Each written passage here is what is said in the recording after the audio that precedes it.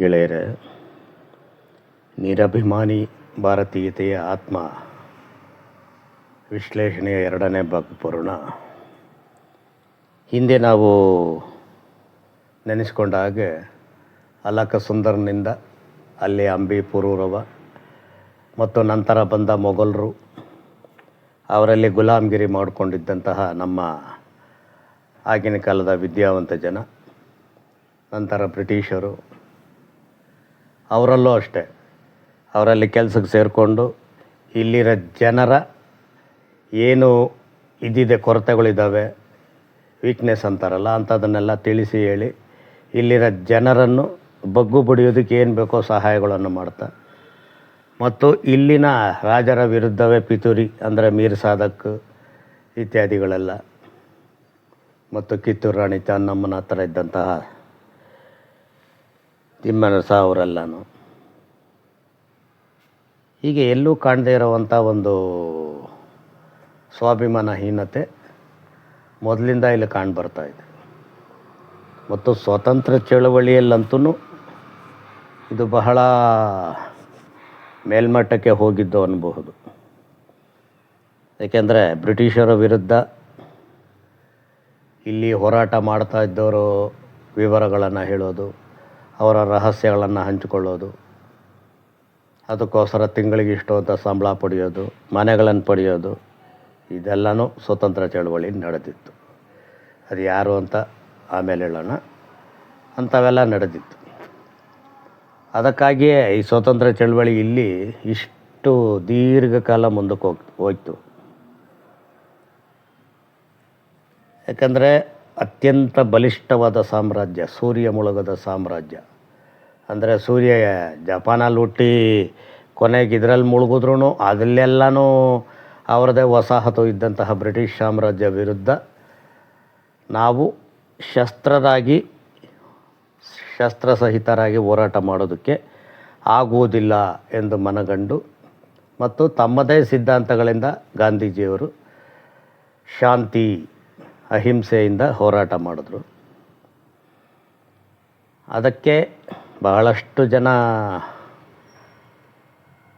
ಬಲಿಯಾದರು, ನೋವುಗಳನ್ನು ತಿಂದರು, ಮನೆ ಮಠಗಳನ್ನು ಕಳ್ಕೊಂಡ್ರು, ಮಕ್ಕಳು ಮರಿ ಸಂಸಾರಗಳನ್ನೇ ಕಳ್ಕೊಂಡ್ರು. ಆದರೂ ಆ ಸ್ವಾತಂತ್ರ್ಯ ಹೋರಾಟ ಛಲ ಕೊನೆವರೆಗೂ ಬಹಳಷ್ಟು ಜನಕ್ಕಿತ್ತು. ಅದಕ್ಕೆ ಗಾಂಧೀಜಿಯವರ ವ್ಯಕ್ತಿತ್ವ ಮತ್ತು ಜನರೆಲ್ಲ ಬಹಳ ಕೆಲವೇ ಜನರಲ್ಲಿದ್ದಂತಹ ಒಂದು ಸ್ವಾಭಿಮಾನದ ಕಿಚ್ಚು ಕಾರಣ. ಅಲ್ಲಿ ಆ ಜಲಿಯನ್ ಬಾಗ್ ಮೊನ್ನೆನೇ ಹಿಂದಿನ ಇದರಲ್ಲಿ ನೆನೆಸ್ಕೊಂಡ್ವಲ್ಲ, ಯಾವನ ಒಬ್ಬ ಜನರಲ್ ಡಯ್ಯರ್ ಅನ್ನೋನೊಬ್ಬನ ಆಜ್ಞೆಗೆ ನಮ್ಮದೇ ನಾಡಿನ ನಮ್ಮ ಅಣ್ಣ ತಮ್ಮಂದರೆ ಅನ್ನಬಹುದಾದ 800-900 ಜನರನ್ನು ಗುಂಡೊಡೆದು ನಮ್ಮವರೇ ಸಾಯಿಸಿ ಸಾವಿರಾರು ಜನ ಗಾಯಗಳಾಗ್ತಾರೆ.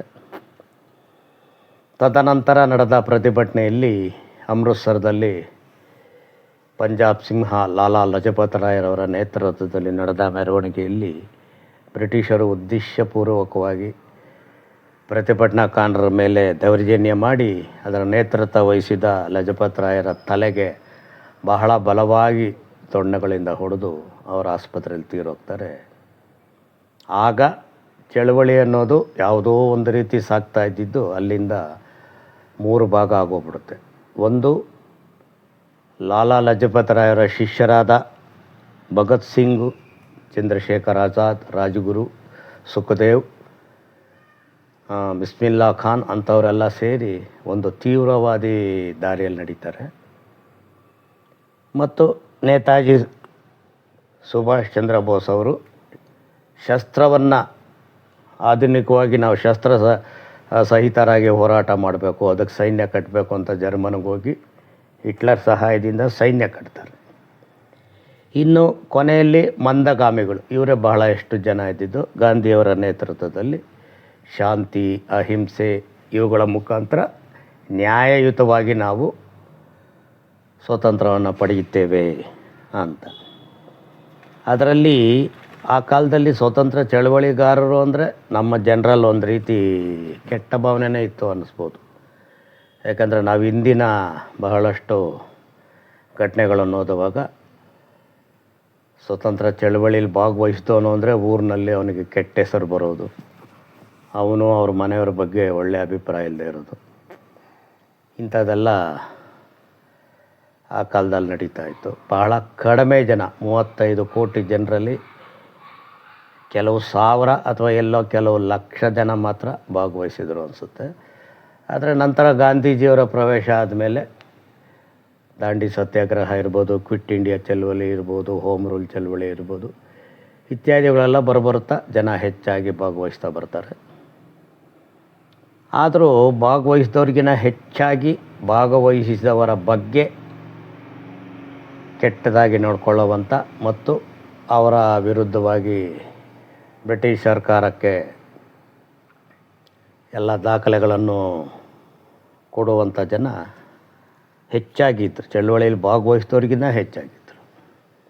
ಭಗತ್ ಸಿಂಗ್ ಅಂತಹ 23 ವರ್ಷದ ಹುಡುಗ ಅಷ್ಟು ಧೈರ್ಯವಾಗಿ ಹೋರಾಟ ಮಾಡಿದ್ರು. ಅದರ ಕಿಚ್ಚೂ ಬಹಳ ಕಡಿಮೆ ಜನಕ್ಕೆ ಆಗ ತಾಕ್ತು. ಹಾಗೆ ನೇತಾಜಿ ಸುಭಾಷ್ ಚಂದ್ರ ಬೋಸ್ ಅವರು ಸೈನ್ಯ ಕಟ್ಟಿದಾಗ ಅದಕ್ಕೆ ಮೊದಲು ಭಾರತದಿಂದ ಯಾರೂ ಸೈನ್ಯಕ್ಕೆ ಸೇರ್ಕೊಳ್ಳೋಕ್ಕಾಗಲಿಲ್ಲ. ಯಾಕಂದರೆ ಅವ್ರು ಜರ್ಮನಿಲಿ ಹೋಗಿ ಇಂಡಿಯನ್ ನ್ಯಾಷನಲ್ ಆರ್ಮಿ ಹಿಟ್ಲರ್ ಸಹಾಯದಿಂದ ಕಟ್ಟಿದ್ದು. ಅಲ್ಲಿ ಅವರು ಬ್ರಿಟಿಷರ ಪರವಾಗಿ ಭಾರತೀಯರು ಹೋರಾಟ ಮಾಡಿ ಅಲ್ಲಿ ಸೆರೆ ಸಿಕ್ಕ ಜರ್ಮನ್ನಲ್ಲಿ ಜೈಲುಗಳಲ್ಲಿದ್ದ ಭಾರತೀಯರನ್ನು ಸೇರಿಸ್ಕೊಂಡವರು ಇಂಡಿಯನ್ ನ್ಯಾಷನಲ್ ಆರ್ಮಿ ಕಟ್ತಾರೆ. ಆದರೆ ಅವರು ಸಿಂಗಪೂರನ್ನು ಗೆದ್ದು ಅಲ್ಲಿ ಬಾವುಟ ಹಾರಿಸಿ ಕೊನೆಗೆ ಬರ್ಮಾ ದೇಶಕ್ಕೆ ಬಂದು ಅಲ್ಲಿ ಭಯಂಕರವಾದ ಕಾಡು ಪ್ರಾಣಿಗಳು, ಮಲೇರಿಯಾ ಇತ್ಯಾದಿ ಕಾಯಿಲೆಗಳಿಂದ ಸಿಕ್ಕಾಕೊಂಡು ತೊಂದರೆಯಲ್ಲಿದ್ದಾಗ ಸಹಾಯ ಮಾಡ್ತೀವಿ ಅಂತ ಹೇಳಿದ್ದಂತಹ ಜಪಾನು ಕೊನೆಗೆ ಮೋಸ ಮಾಡಿ ಆ ಸಮಯಕ್ಕೆ 45ರಲ್ಲಿ ನೇತಾಜಿಯವರು ತೀರೋಗಿ ಆ ಸೈನ್ಯ ಬಹಳ ಸಂಕಟಕ್ಕೆ ಈಡಾಡುತ್ತೆ. ಸಾವಿರಾರು ಜನ ಬರ್ಮಾ ಕಾಡುಗಳಲ್ಲಿ ಸತ್ತೋಗ್ತಾರೆ. ಕೊನೆಗೆ ಅಲ್ಲಿಂದ ಅವ್ರನ್ನ ಹಿಡ್ಕೊಂಡು ಬಂದಾಗ ನೆಹರು, ಆಮೇಲೆ ನಮ್ಮ ಮಹಾನ್ ಬ್ಯಾರಿಸ್ಟ್ಗಳಾದ ವಲ್ಲಭಭಾಯ್ ಪಟೇಲರು, ಜಾಕೀರ್ ಹುಸೇನ್ ಇವರೆಲ್ಲ ಸೇರಿ ಅವ್ರ ಪರವಾಗಿ ಹೋರಾಟ ಮಾಡಿ ಅವರ ಶಿಕ್ಷೆಯನ್ನು, ಗಲ್ಲು ಶಿಕ್ಷೆಯನ್ನು ಜೀವಾವಧಿ ಶಿಕ್ಷೆಯನ್ನಾಗಿ ಮಾಡ್ತಾರೆ. ಆದರೆ ಭಗತ್ ಸಿಂಗ್ಗೆ ಗಾಂಧೀಜಿಯವರು ಎಷ್ಟು ಹೋರಾಟ ಮಾಡಿದ್ರು, ಇರ್ವಿನ್ ಜೊತೆ ನೂರಾರು ಪತ್ರಗಳನ್ನು ಅವರು ವ್ಯವಹಾರ ಮಾಡ್ತಾರೆ. ಆಗ ಗವರ್ನರ್ ಆಗಿದ್ದ ಲಾರ್ಡ್ ಇರ್ವಿನ್ ಜೊತೆ ಕೊನೆಗೆ ಅವರು ಅಲ್ಲಿನ ಕಾನೂನನ್ನು ಒಪ್ಪದೆ ಅವರನ್ನು ನೇಣಿಗಾಕ್ತಾರೆ. ಅವರಿಬ್ಬರದು ಮಾತುಕತೆಗೆ ಗಾಂಧಿ ಇರ್ವಿನ್ ಅನ್ನೋ ಒಂದು ಒತ್ತಿಗೆನೇ ಇದೆ, ಒಂದು ಪುಸ್ತಕನೇ ಇದೆ ಲಂಡನ್ ಲೈಬ್ರರಿಯಲ್ಲಿ. ಹೀಗೆ ಎಲ್ಲದರಲ್ಲೂ ಸ್ವಾಭಿಮಾನ ಶೂನ್ಯತೆ. ಅದು ಹೀಗೆ ಮುಂದುವರೆದು ಏನಾಗಿದೆ ಅಂದರೆ ಕೊನೆಗೆ ಸ್ವತಂತ್ರ ಬಂದಾಯಿತು. ಭಾರತವೆಲ್ಲ 500-600 ಸಂಸ್ಥಾನಗಳು ರಾಜ್ಯರಿದ್ದನ್ನೆಲ್ಲ ಒಟ್ಟುಗೂಡಿಸಿ ಮೊದಲು ಸಂಸ್ಥಾನಕ್ಕೆ ಯಾವುದೇ ಷರತ್ತಿಲ್ಲದೆ ಸೇರಿದ್ದು, ಅದಕ್ಕೆಲ್ಲ ರೀತಿ ಸಹಾಯ ಮಾಡಿದ್ದು ಮೈಸೂರು ಸಂಸ್ಥಾನ ಅಥವಾ ರಾಜ್ಯ.